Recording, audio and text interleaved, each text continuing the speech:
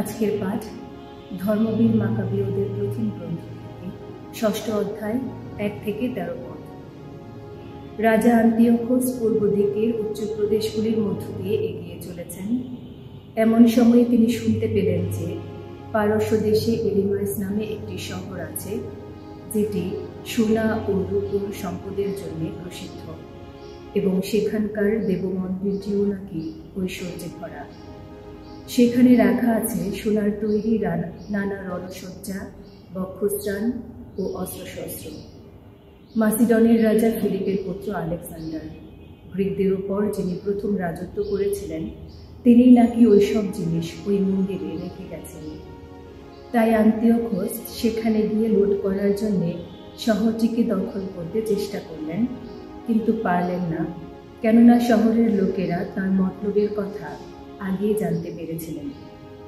তারা রুখে দাঁড়িয়ে তার বিরুদ্ধে যুদ্ধে নামল, তাই আন্তিওকোসকে পালাতেই হল। মনে তীব্র দুঃখ নিয়ে তিনি তখন সেখানে সরে গিয়ে বাবিলনে ফিরে যাবার পথ ধরলেন। তিনি তখনও পারস্য দেশেই রয়েছেন। এমন সময়ে এক দূত এসে তাকে এই খবর জানালো যে তার যেসব সৈন্যদল জুদিয়ায় গিয়েছিল, তারা যুদ্ধে ছত্রভঙ্গ হয়ে পড়েছে। লিসিয়াস নিজেই অসাধারণ শক্তিশালী এক সৈন্যদল সঙ্গে নিয়ে সেখানে গিয়েছিলেন, কিন্তু তাকে ইসরায়েলীয়দের সামনে থেকে উঠে যেতেই হয়েছে। শত্রুপক্ষ ওই সমস্ত সৈন্যদলকে ছিন্ন ভিন্ন করে তাদের কাছ থেকে যে রাশি রাশি অস্ত্রশস্ত্র, সামরিক সরঞ্জাম এবং লুট করা বহু কিছু কেড়ে নিয়েছে, তাতে তাদের শক্তি আরও বেড়ে গেছে। জেরুসালেমের যজ্ঞবেদীর উপর রাজা যে জঘন্য বস্তুটা গড়ে তুলেছিলেন, ইসরায়েলীয়রা তা ভেঙে ফেলেছে। পুণ্যস্থানটিকে তারা আবার আগের মতোই উচ্চ প্রাচীরে বেষ্টিত করেছে।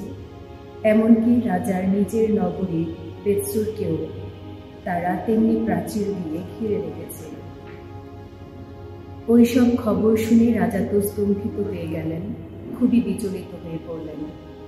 তিনি তাঁর বিছানায় এসে লুটিয়ে পড়লেন। যেমনটি ঘটবে বলে তিনি আশা করেছিলেন, তেমনটি না ঘটায় তিনি দুঃখে অসুস্থই হয়ে পড়লেন। সেই অবস্থাতেই তিনি বহুদিন বিছানায় পড়ে রইলেন। সেই তীব্র দুঃখ তাঁকে যে তখন বারবার দংশন করছিল।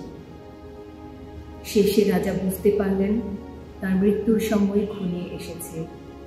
তার সমস্ত বন্ধুকে ডেকে পাঠিয়ে তিনি তখন তাদের বললেন, ঘুম আমার চোখ ছিঁড়ে কবেই চলে গেছে। দুশ্চিন্তায় মনটা আমার ভেঙেই পড়েছে। আমি নিজেকে বারবার প্রশ্ন করেছি, আমার এমন দুর্গতি হলো কী করে? এমন সংকটেই বা আমি ডুবলাম কী করে? এক সময়ে যখন আমার ক্ষমতা ছিল, কত দয়া উদারতা দেখিয়েছি আমি, লোকে তো আমায় ভালোবাসত। কিন্তু এখন আমার মনে পড়েছে সেই সব অন্যায়ের কথা, যেসব অন্যায় আমি করেছিলাম জেরুসালেমে। আমি তো একদিন সেখানকার পূজার সমস্ত সোনা ও রূপোর জিনিসপত্র কেড়ে নিয়ে এসেছিলাম, আর আমি তো বিনা কারণেই জুদিয়ার অধিবাসীদের নিশ্চিহ্ন করে দিতে লোক পাঠিয়েছিলাম। এখন আমি বুঝতে পারছি আমার এত সব দুঃখ বিপদ সেজন্যেই ঘটেছে। আর দেখো, আমি এখন এই বিদেশ বিভুঁইয়ে পড়ে আছি, দুঃখের জ্বালায় শেষে প্রাণ হারাতেও বসেছি। প্রভুর বাণী।